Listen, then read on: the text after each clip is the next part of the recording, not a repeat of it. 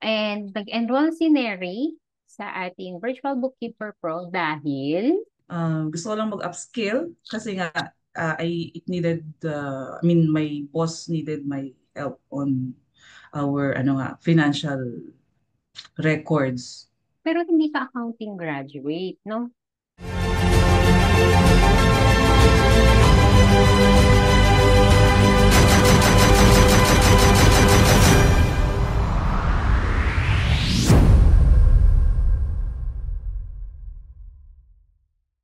Hi everyone! So we are here for another episode of success stories ng ating Virtual Bookkeeper Pro. And today, kasama natin si Neri. Si Neri, okay, to give you a little bit of background of Neri, she enrolled on our first batch of, tama no? Okay. Yes. Si Neri, she enrolled in our Virtual Bookkeeper Pro Batch 1. So Batch 1 was last year, guys. Last year, September 2024. The first time we launched Virtual Bookkeeper Pro with Amaze Nation. All right. So now, let's get to know more Neri. Hi, Hello, Coach Neri. Jelly. How are you? I'm good. Kumusta ang buhay OFW? Mabuti naman po. Still thriving dito sa Dubai specifically. Dubai. All right. So Yes. sa mga kababayan nating nasa Dubai, hello, hello sa inyo. And yeah, greet them naman yung ating mga kababayan sa Dubai. Kumusta po kayo sa mga kapwa ko OFW dito sa Dubai? Sana maraming naka-tune in sa Amaze Nation from Dubai and Tama. other parts of the world. Kasi marami Welcome tayong kayo. marami tayong followers sa Middle East. Ayan. All right. Neri, could you please introduce yourself? Sino si Neri bago nag-OFW sa Dubai? At ngayon, ano na yung ginagawa mo sa Dubai? Ayan. So, sa Philippines, ang actually, I'm a graduate of business administration, major in marketing. So, since I graduated sa Pinas, ang work ko is sa BPO. So, I was in the BPO industry as a call center agent for almost 10 years. So, yung naging job scope ko is customer service advisor, uh, travel advisor, insurance advisor, ano pa ba? Technical support. Technical support pala ako yung pinakauna kong role for the first 2 years sa aking career sa um, Pinas. So, after the BPO stint, nag-decide ako na mag-abroad way back 2019. Ayan. So, 2019, July, I was here. So, now, 6 years na ako dito sa Dubai. Wow. If I may ask, ano yung nag-push sa'yo to, to go to Dubai? Actually, sa personal choice, ayoko talagang mag-abroad. Mm-mm. Pero may dalawa kong kapatid na nasa Dubai na. Then, eventually, yung isa nag-Canada. Mm-mm. After that, siguro, I lost a family member. So, nalungkot ako, ganyan. So, kailangan ko ng change of environment. So, I decided na sumunod. And yun. And then, the rest is Okay. history. Okay. So, yun guys. And ako din kasi, isa rin akong OFW, no? Before I transitioned into freelancing world. So, 2006, 2006, when I started applying abroad sa Taiwan. So, sa Taiwan ako, 2006 up to 2018. And ako naman, medyo nahirapan ako nung time kasi may kids ako eh, no? So, Mm. ikaw, iba naman yung sa'yo. It's more of healing time yung reason. Alright, sige. Let's move on. And ngayon, nasa Dubai ka na. Ano yung work mo sa Dubai? Ayan. So, napansin ko dito, sobrang in demand yung accounting jobs. Mhm. Admin and accounting jobs. So, yung naging first job ko is 3 months lang. So I was in the procurement area ng isang malaking bakery sa UAE. Mm. Pero COVID hit and then Oh, nawalan ako ng work. Nagtanggalan sila ng mga bago at mga like 15 years na nasa company nila. So the company was telling me na, o ika-cancel na namin to in 2 months pag wala ka pang work and then bibigyan ka na namin ng ticket pa uwi. So syempre, ako, nag-DIY lang ako papunta ng Dubai eh. So ako walang may tumulong sa akin which is yung nag-process ng visa ko and binayaran ko lahat yun. So nanghihinayang naman ako sa lahat ng mga naging ano mo yun, effort ko, uuwi lang agad ako. And then may namit ako sa bahay na inupahan namin na gusto nang mag-for good teacher siya sa Mindoro, I think. And then ni-refer niya ako sa isang medical equipment company. So nagkataon na naghanap siya ng admin at saka account. More on admin job pero may side job din na accounts. Kasi you will do more invoicing, ganyan, and other accounting tasks pa. So doon ako nag-start. Ayan, doon ako nag-start na malinya matuto ng mga accounting software na uso dito sa Dubai. And then um, binenta yung company before ako mag 2 years doon. Kasi ang contract dito every 2 years. Tapos may nag-open na bagong company which is nakilala ko through one of the employees din ng dating company. So yun nga, nalinya ako sa medical field na company. And then, since bago siyang company, walang books, walang accounts. So ako yung first employee. Ayan. So ako na rin yung inatasan na mag-manage ng account since may background na ako sa dati kong company. Ayun. pero hindi ka accounting graduate, no? Hindi po. So, ano lang yung baon mo? Lakas ng loob. Lakas ng loob. Tsaka siguro yung mga experience ko sa trabaho ko sa Pinas. Kasi di ba, Mm-mm. sobrang jack of all trades ako dun eh. Lahat ng klase Mm-mm. ng customer service job na pagdaanan ko. Siguro na naging adaptive na lang din ako. Naging adaptable na lang din ako sa ano, needs nila dito. Nice. And Ang galing ah. Ang galing. mm, so yun. So, tingnan mo ha. Kasi it works the same with freelancing, no? Kasi syempre, ang daming magtatanong ng um, how po, wala po akong experience. How po, pwede po ba ang newbie sa freelancing? Wala po kasi akong experience. Pero, no, kasi ikaw, hindi ka man, wala ka man sa freelancing, pero nagamit mo yung mga past experience mo. And of course, ito yung number one, guys, na importante. Yung characteristic na na-build mo. 'Di ba? True.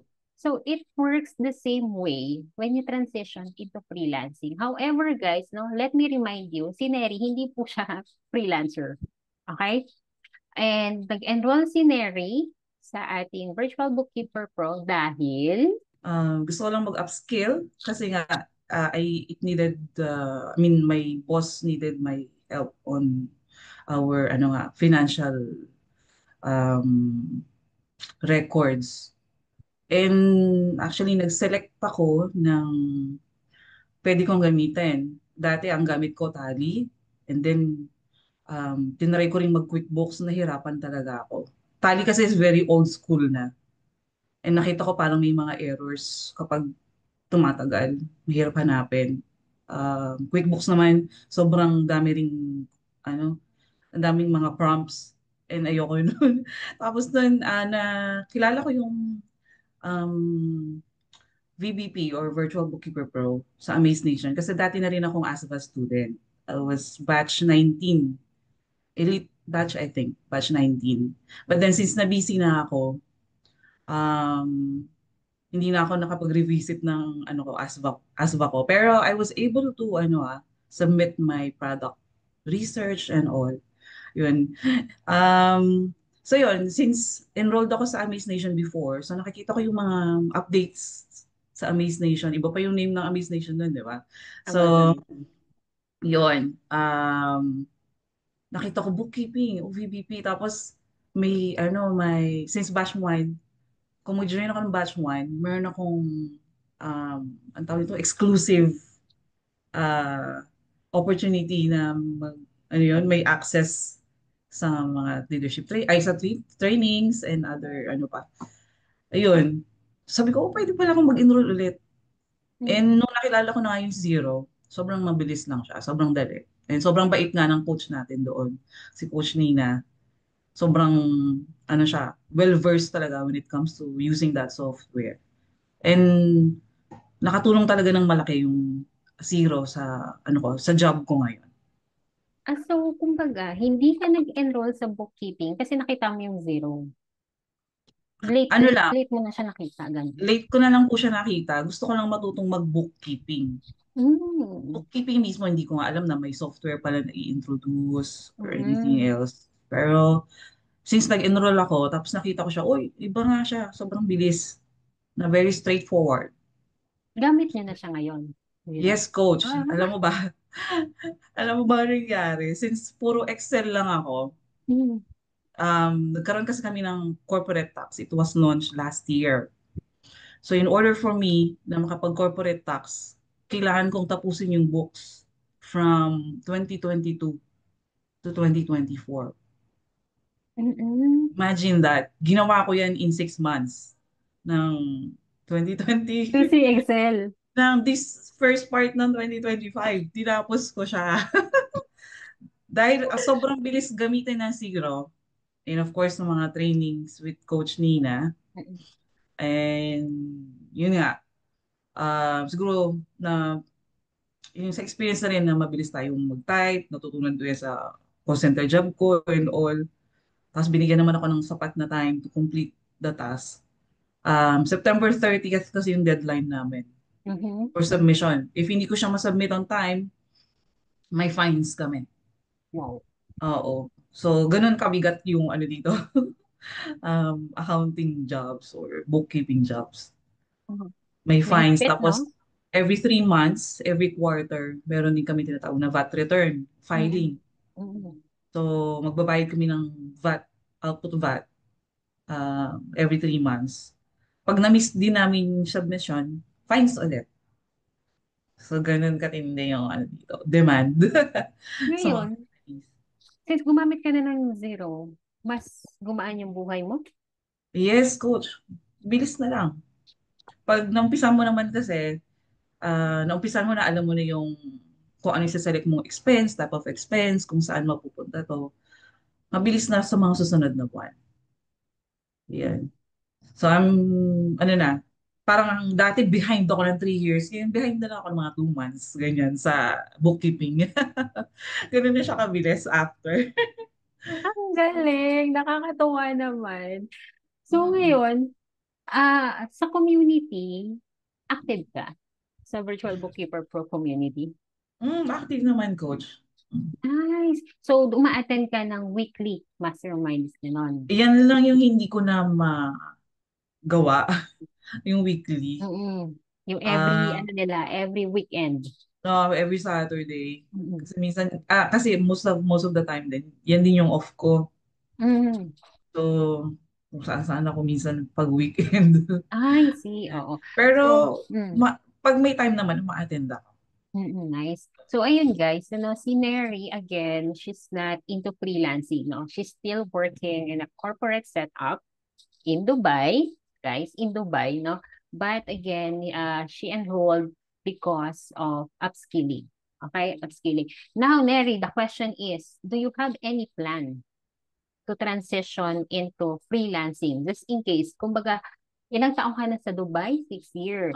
6 years na po. Mm-mm. Ngayon, Yan. nakita mo ba si Self na nag-freelance na just in case? Yes, definitely po. Pag, Mm. syempre, hindi naman tayo forever na nasa abroad. Mm. Ayan. Tatanda din tayo. I mean, hindi na tayo ganun kalakas mag-work. Mas kinoconsider na natin na, work on our own pace ba. And working from home or maybe maging nomad, yan, Yes. hindi man sa Pinas, at least, yun, may skill tayong pwedeng magamit. So, Nice. Mm-mm. Ayan. yun. So again, guys, si Mary again ha, hindi siya freelancer, but you can still enroll sa aming Virtual Bookkeeper Pro to learn bookkeeping. And again, si Neri, she's not a CPA, hindi licensed, hindi siya accounting graduate, but again, she was able to learn, no, yung basic accounting, she was able to learn yung Zero software. So anyone can learn bookkeeping. Do you agree? Yes, definitely po. With Pero the right. kasi, oo, yung Mm-mm. sa'yo kasi, ang ganda lang din ng transition mo na from corporate, hindi mo sinayang yung mga nakuha mo sa corporate, no? Totoo. Kumbaga yung hard skill, soft skill, lahat na pakinabangan mo. Totoo. And ngayon nandiyan ka sa Dubai, living the life. Actually, you're still naman kumbaga may freedom ka pa rin kahit nasa Dubai kasi nga sabi mo you're still enjoying the life, no? Kumbaga hindi naman ikaw yung tipo ng tao na uwi na po ako kasi ganito po. Alam mo yung may mga ganong ano tayo, no? Yes. Kababayan. So ako kasi ganon ako noon na parang hindi ko na kaya tapusin yung kontrata ko, kailangan ko na umuwi. Pero nung nalaman kong may fine pag nag-breach, itutuloy ko. Itutuloy ko yung Correct. kontrata ko. So, ayun guys. Again, kung isa kang OFW and you think na you wanted na shift into online freelancing or gusto mo mag-upskill, the Virtual Bookkeeper Pro enrollment is still open and you can learn all this basic accounting, no? And also how to use the software Zero.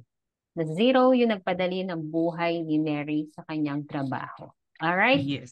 Yun. So now, Neri, last question ko is, are you a proud member of Virtual Bookkeeper Pro? Yes, definitely. Being one of the pioneer. Mm. And yung learnings talaga na-apply ko kaagad eh. Kasi badly needed it during nung time na nag-enroll ako. And so much grateful for the community. Uh, Actually, nagpaano pa nga ako eh. Tawag nito. Tumulong ako sa mga kaklase ko, sa mga kabatch ko. Nag-ano sila sa akin, tawag na, on-the-job training. Wow. So, yun. So, tinulungan nila akong mag-encode and at the same time, natuto din sila first hand. Kasi may Wow. ginamit namin yung account ko. Ayan, Mm-mm. na account ng company para, to share the knowledge din, paano gawin sa zero ito. Hands-on training talaga. Ang galing. Oo. Ilan yung ano mo, in-onboard mo para sa hands-on training? Um, Tatlo eh, pero dalawa lang yung naging active kasi isa na busy Mm. sa PPC. So, yun. So, Daming pero, karir, no?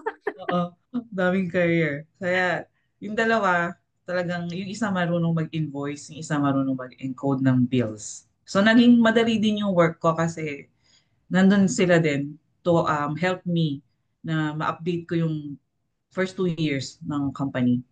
And then ako na yung nag-approve, ako na yung tumapos ng mga transaction and all. So, Win-win sobrang yun. grateful.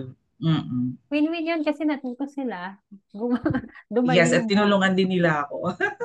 Yun. So, Nice. so So, much grateful kay Coach Nina. Shout out, Coach Nina. Mhm. diba? So, ayun guys. Ayan yung importante sa community, no? Hindi ka lang basta manonood ng modules mo, no? And, diba, ang swerte ng mga kabatch mo na nakapag hands-on sa'yo, nakapag hands-on training sa'yo. True. So actually guys, hindi lang yan sa virtual bookkeeper pro nangyayari. So sa ibang community ng Amaze Station, actually may mga ganyang offers din, no? It's up to you lang if you wanted to grab that opportunity to learn, no? So ibig sabihin ba yung mga interns na yon unpaid or paid? Nagbigay po ako ng allowance. Ng Allowance. Uy, ang perfect. Oo. Ang swerte Kasi talaga. syempre, Mm, nakakahiya naman din gamit nila yung time nila. So, nagbigay ako ng allowance din. mm, mm. Yan. Pero yun, we ano rin, no? We also give, sometimes, no? Sometimes we give them internship na unpaid, guys. So, Yes.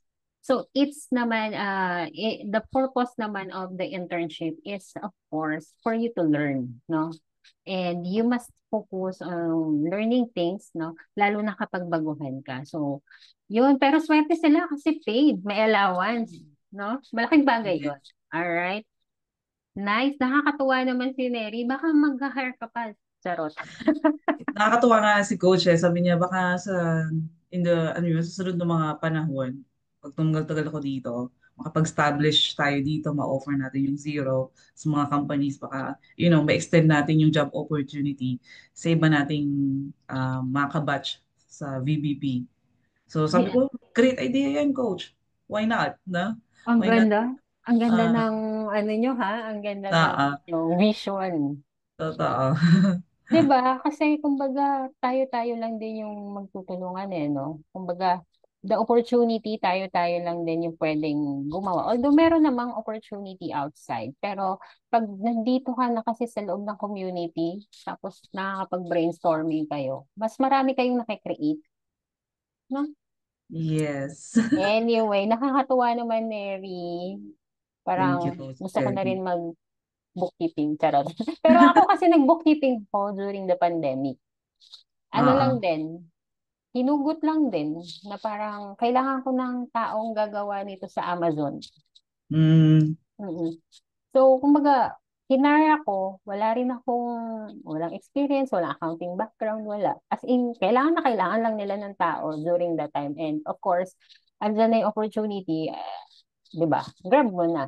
And again, learning ano ko din yan kumbaga stepping stone ko pa rin yan, no, in learning the freelancing kasi bago pa lang din ako noon sa freelancing. All mm, right.